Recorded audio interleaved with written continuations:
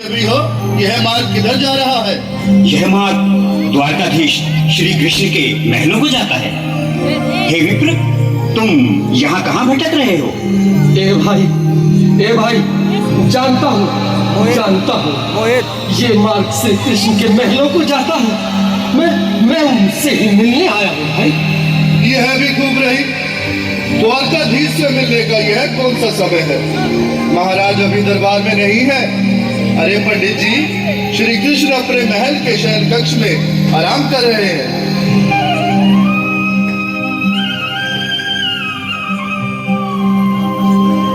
देखो देखो ये गरीबी का हाल, कृष्ण के दर पे विश्वास लेके आया हूँ। मेरे बचपन का यार है मेरा श्याम, हमारे महल के करीब आ गया है, हमारे महल के करीब आ गया है। अरे द्वार खोलो, कन्हैया से कह दो कि दर पे सुदामा करीब आ गया है, दर पे सुदामा करीब आ गया है। भाई द्वारपाल, मुझ पर दया करो भाई। बस तुम जाकर कन्हैया को ये बता दो कि उनका बाल सखा सुदामा मिलने आया है। मेरे इस फटे हाल पर मत जाओ भाई। तुम बस जाकर मेरा संदेश उस कृष्ण को दे दो, भाई। क्या हंसी ठट्टा करने को हम ही मिले हैं?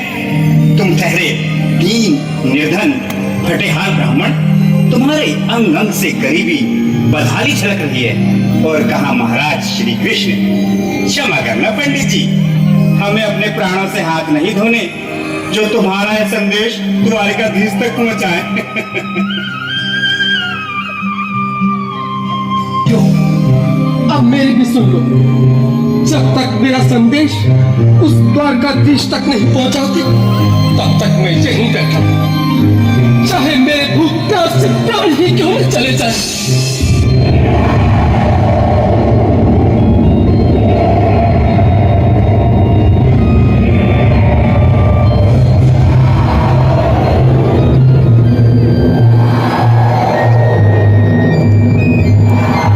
अरे साथी, यह ब्राह्मण तो बहुत फर्जी है।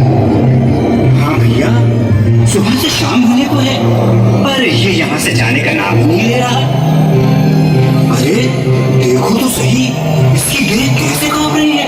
लगता है जैसे प्राण हाथों पर अटके हैं।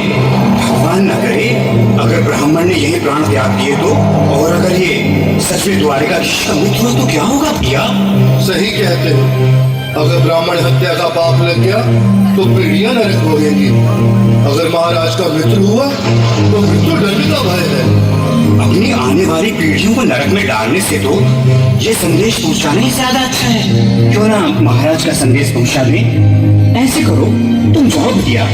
तुम जाओ भैया, तुम उम्र में बड़े ठहरे, मेरी बात को समझो, तुम ही जाओ।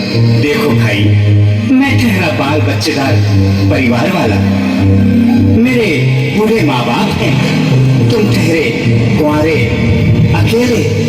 अच्छा, मैं ही जाता हूँ। बिल्कुल थोड़ा रास्ता दे दे, बिल्कुल बीच में ही। आज भी लीलाधारी के चेहरे पर मुस्कान है। लगता है जरूर कोई नई लीला रचने वाले हैं। द्वारकाधीश की जय हो।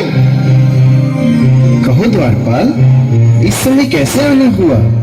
महाराज, क्षमा चाहता हूँ, पर कारण ही कुछ ऐसा है। द्वार पर एक ब्राह्मण स्वयं को रुक क्यों गए? आगे बोलो। द्वार पर एक गरीब ब्राह्मण स्वयं को आपका मित्र बताता है, आपसे मिलना चाहता है। अपना नाम सुदामा बताता है। सुदामा? क्या कहा? सुदामा? मेरा बाल सखा सुदामा? मेरी बचपन का मित्र सुदामा, सुदामा, मेरा मित्र सुदामा, सुदामा। नाथ, नाथ, वस्त्र संभाले, चरण पादुका तो पहनिए।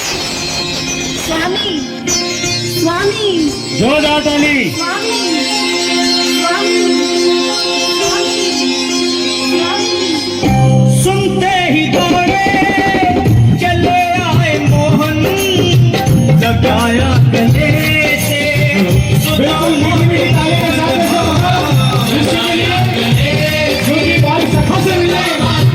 साक्षात कृष्ण भगवान आए हैं।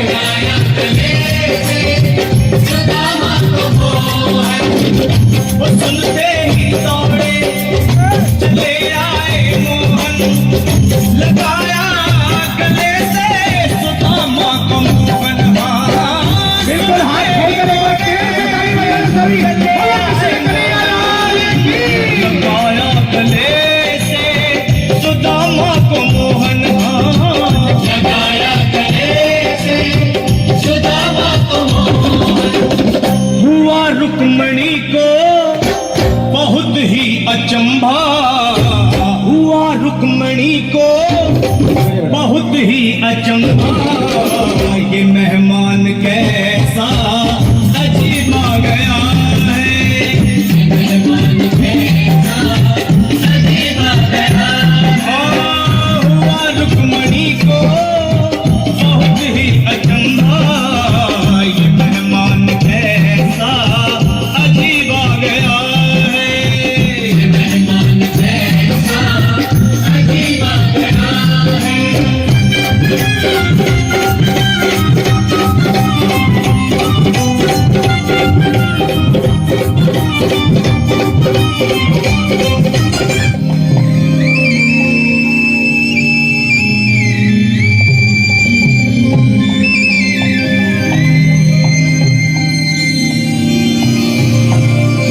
आओ सुदामा, आओ, चले आओ, इस महल को अपना ही समझो।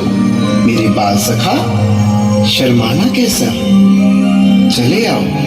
रुक्मणी, रुक्मणी, मेरे मित्र के स्वागत की तैयारी करो। घबराओ मत। सुदामा, सिंहासन पर बैठो। नहीं, नहीं, मैं आपके सिंहासन पर कभी नहीं महाराज। ये बात मुझसे न होगा। ये द्वारकाधीश, मैं निर्धन, बदनसीब, बदकर्मारा तुझ ब्राह्मण आपके चरणों में बैठ सकूं तो मेरा सौभाग्य होगा। हे दीनानाथ, हे दीनानाथ, हे दीनानाथ। सुदामा, मुझे महाराज कहकर प्रताड़ित न करो। मैं संसार के लिए द्वारकाधीश हूँ, पर तुम्हारे लिए सिर्फ तुम्हारा बाल सखा हूँ। मुझे बचपन की तरह कृष्ण, कन्हैया या मोहन कहकर पुकारो। महाराज, ताली तो बजा दीजिएगा।